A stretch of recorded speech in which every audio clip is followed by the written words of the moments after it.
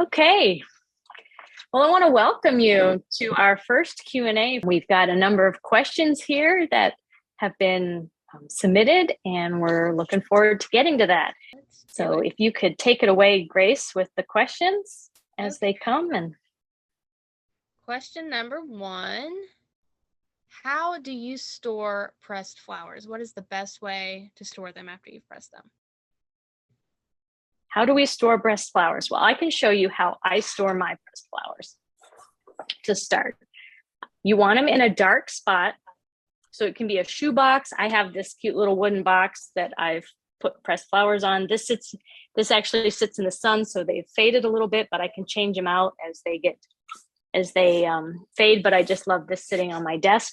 But so you want a dark spot, but you also want them sealed away from humidity or moisture.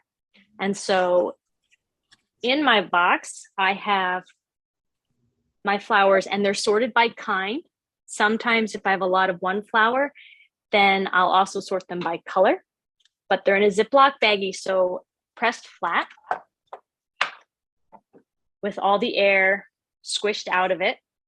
And that way there's no humidity or moisture or even oxygen getting in there, and they stay colorful. Some of these are a few years old and they still have the yellow that they've started with. We have here, a few more different tiger lilies. So this is how I keep all my pressed flowers. Now I go through them a lot, so I don't have a lot on hand. Sometimes this gets full, but I just have them laying flat in the box and closed up so that they're in a dark spot. Some people like to use those photo albums that have the plastic sheets that fold back and you can put your pictures in it and it holds them in place.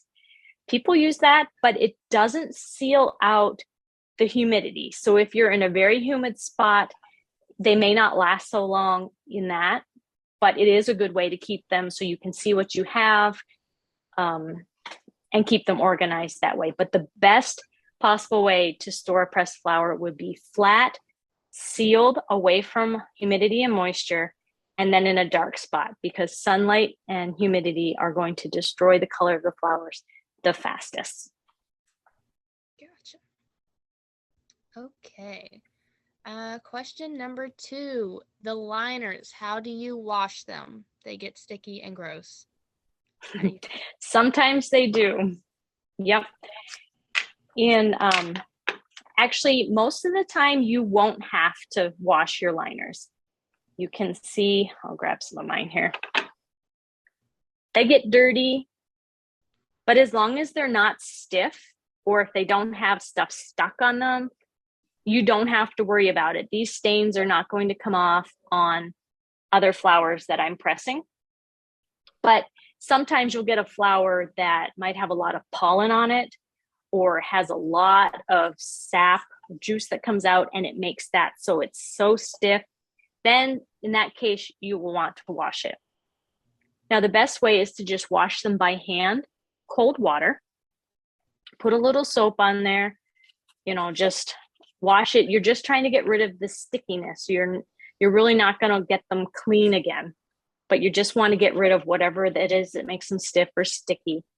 And then rinse them good, and then just lay them flat to dry. Now, a little hack to that is you can put them in your flower press, and you can actually put them in the microwave to dry them. Don't dry them completely because you don't want to risk burning them where there's nothing in there, but you can put them in for 30 seconds or so, and that will start the drying process, and they'll dry in your press the same as you dry your flowers. Or you can just lay them out in the air to dry. Now, they may start to fray. That's why they're pinked around here, is to keep them from unraveling.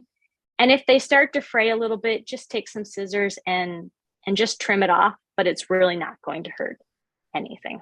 And you can use these again and again until either you're tired of the look of them or they've been washed so much that you just think you need new ones.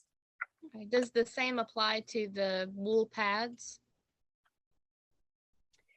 The wool pads, most of the time you will not need to wash those at all. But if you do, they are 100% wool. So you want to treat them as if you would wash some article of clothing that was 100% wool. It most likely will shrink. So you definitely want cold water. Again, just wash it by hand just enough to get whatever that one spot is out that is stiff or sticky, but most of the time that stuff stays on the liner. The problem when you wash is it's hard to get them flat again. When you get them wet, that wet, soaked, they tend to wrinkle on the top, and that can transfer onto your flowers. So you want to dry them, spread them out, maybe pat them with your hand to get them to dry flat. That's going to be the key if you wash your pads. Okay, easy peasy. Next question. How do you keep your press from burning? This is something that a lot of people have, including myself, have had problems with. So what's the secret? I have done that myself too. I have had some liners and some flowers that burn. And the common problem that happens with people burning their presses is that it's very easy if you want, say, 20 seconds, is to just accidentally hit the zero too long, and maybe it hits 2 zeros, and then 20 seconds very quickly becomes 2 minutes. And if you're not paying attention, if you just walk away thinking, okay, 20 seconds, I'm good, I'll come back, that's when you really run into problems. And I have done that. And that's how I have burnt my press. I caught it before the 2 minutes was up, but it would have been really bad if I had just walked away. And so the key is to always stay and pay attention to your press. If you have a very strong microwave and you're just having trouble getting, even in 30 seconds, really getting a good result, you can take a mug, like a ceramic microwave safe mug of water, and you can put that on the turntable beside your press. And that added steam and stuff will help keep the press from burning so quickly. And you can also put it on a lower power. So you just really want to experiment with short bursts. That's the key, because you can watch, you can see what's happening in your press quickly after 10 seconds if you have to, until you figure out what your microwave will do. A lot of people get it and they just stick it in for 1 minute and they don't know, and they really have trouble with burning the press. So you just want to take it slow until you are used to it and you know how to handle it. Okay. What kind of glue do you use with pressed flowers? The glue, that is a common question we get a lot, is what kind of glue? Now, the quick answer would be archival quality glue. You want something that's non-acidic, and the archival stuff is non-acidic and it doesn't yellow over time. And so that will help keep your creations beautiful for much longer. Now, sometimes the type of glue we use depends on the application. So if you're doing a double pane glass pane frame, you don't want the glue all over the frame and have that kind of cloudy look and things. That's when we would use a silicone-based glue, and you would just use a small dot, just enough to hold the flower where you want it in the frame. If you're going to do like a decoupage project where you're putting flowers all over or something like that, you can use the Mod Podge, but you want the non-acidic Mod Podge, and then you can coat the whole thing with it, which will also help seal out the moisture in your project. So Elmer's glue is good. I believe they have a non-acidic type as well. Just regular Elmer's glue works, but you want to keep in mind the project that you're doing for the best kind of glue, but make sure it is archival so that it doesn't hurt your flower and it won't yellow as the project ages. Okay, that is good information. Will the pressed flowers lose their color? Yes, all pressed flowers will fade over time. Now, there are some things that you can do to help stop that or slow it down. The best possible way to do that is vacuum sealing. your pressed flower. Now that's easier, and they do that for framed pressed flower art. If you vacuum seal it with, they put desiccant in there behind the artwork in the frame and seal it all together. It sucks out any air, the desiccant absorbs the moisture, and it's sealed. Nothing's getting in. UV glass on the front. That is the absolute best way that you can do to preserve the color of the pressed flowers, and that will last for years. However, even that will fade. All you're doing is prolonging it. And so again, keeping it away from direct sunlight. Don't hang it in a room where it's going to get from a sunny window. Sealing it in away from humidity. And again, that's with storing or your projects. So if you're doing a project, you want to consider those two things and how you can keep the humidity and the sunlight away from your project. Another thing is starting with the most possible color in your flowers, which is why we love the Microfleur, because of the color retention. If you start with a lot of color, it's going to take longer for that color to fade, as if it was already a partly faded flower to start with. So you want to pick your freshest flowers, the brightest color, and press them in a way that you have the most color in your flower when you start. And then if you apply the vacuum sealing, you will have beautiful art for many, many years. And I believe we have a tutorial on how to do that vacuum sealing. We do. You can find that in the Members Hub. Okay, next we have, how do you know when pressed flowers are ready to use? You want to make sure that the flower is 100% dry. If there's any moisture in your flower, it's going to fade quickly, and it could possibly rot, depending on the amount of moisture that's in there. And so when you're pressing your flowers, and this doesn't matter of the technique, whether you're using the Microfleur or a traditional, or how you're drying it, but when the flower is ready to use and 100% dry, it's going to feel like paper. And the best way to describe it is that wrapping tissue paper that you get in the gift wrap bags. It's going to feel just like that, all over, in the center, everywhere. So you want to just gently touch your flower everywhere.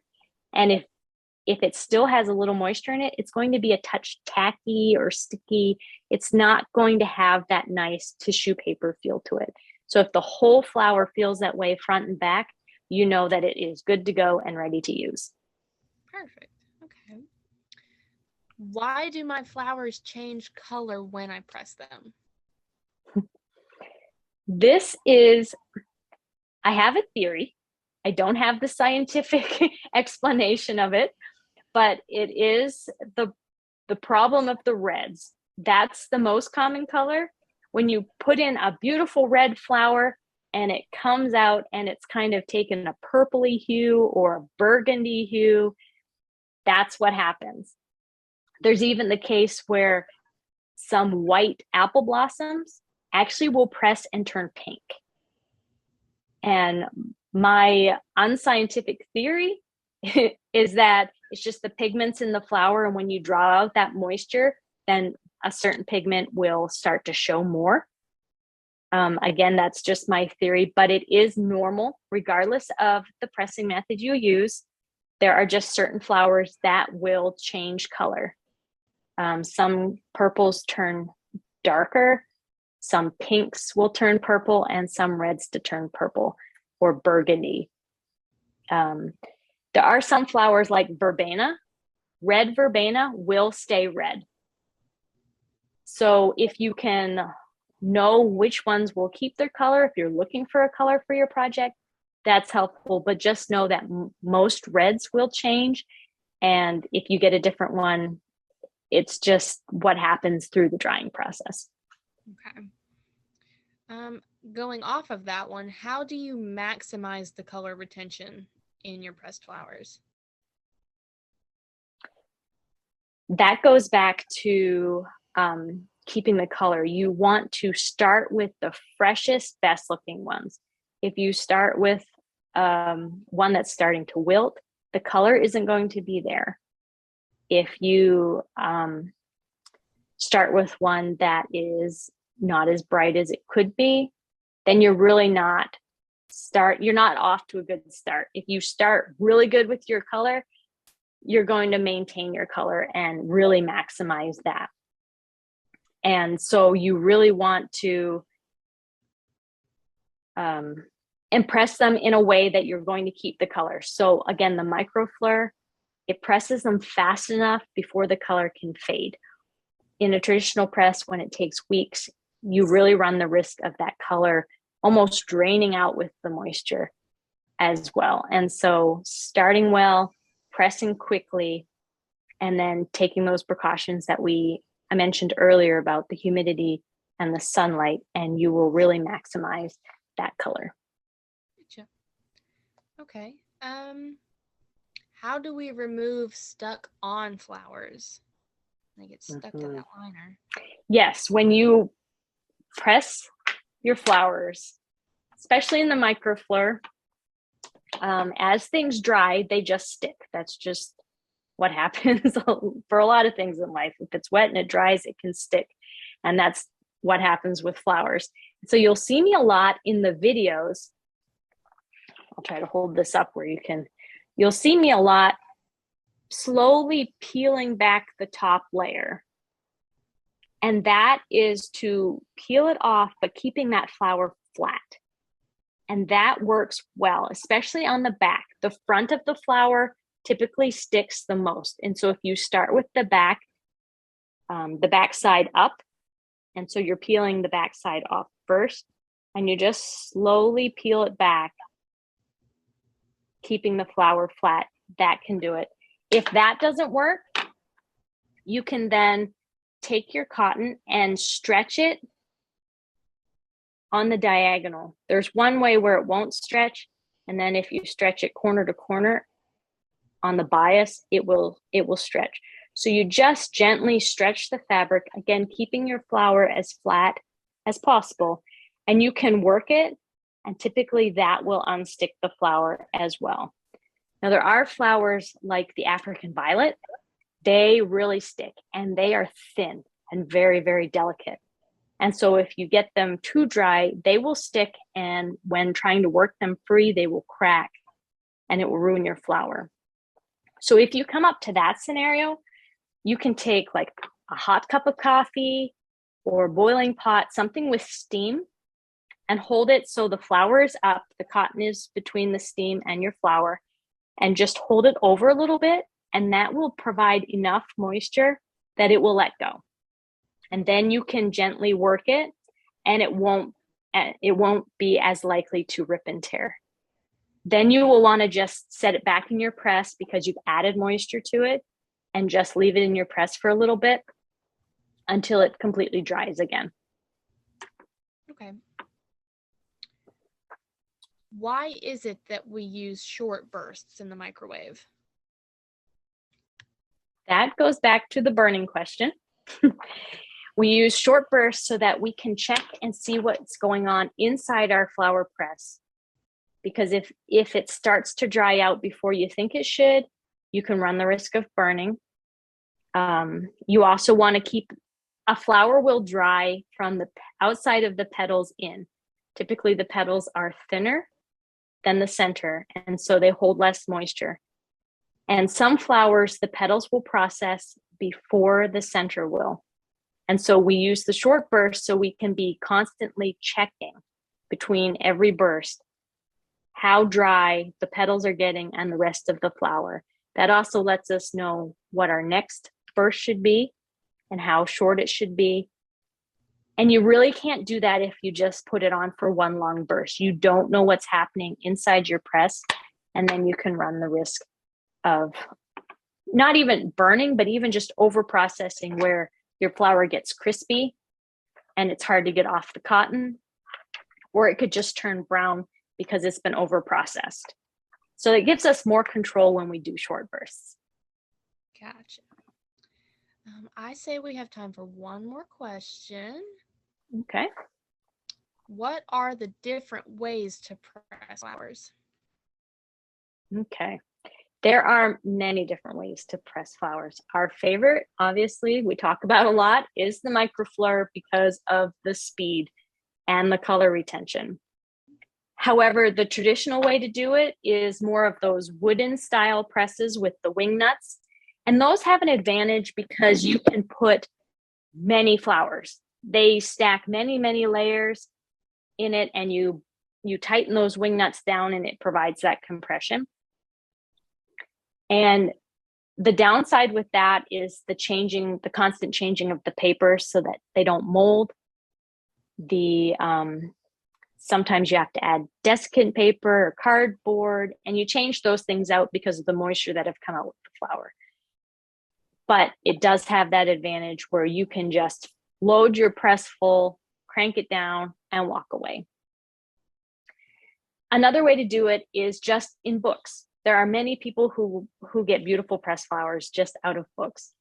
And with that, you want to make sure that they're not the coated paper, like magazine type paper. You want an uncoated paper where they can breathe and moisture can come out of the flower and into the paper. So you will probably ruin your book, so you don't want a good one. But that dry paper will draw the moisture out and will press your flowers. Now that typically takes a long time. Much like the traditional press, it just takes time because you don't get the airflow as well, but they will dry your press or dry your flowers. Another way that people do it is with an iron. I have never tried that one, but I have seen where they put it, I think it's in wax paper or something, and they press it with an iron. Okay. I've heard of that. And so really the whole idea of what you're going for is to airflow, and you want the compression so that your flower comes out flat. If you can accomplish that, then you can press a flower in any creative way you can. The Microfleur can be used like a traditional press. It can be used in the microwave, or you can just fill it full and stick it in a sunny window, and in a day or two your flowers are also dry. That's because the built-in ventilation and the wool pads wick the moisture out. And so I use that a lot. I have different sizes and I pack them, and if I don't have time to microwave them, I just put them in a sunny window. But you're really just going for airflow to dry it and compression, and you can get creative with whatever method you want. Wonderful.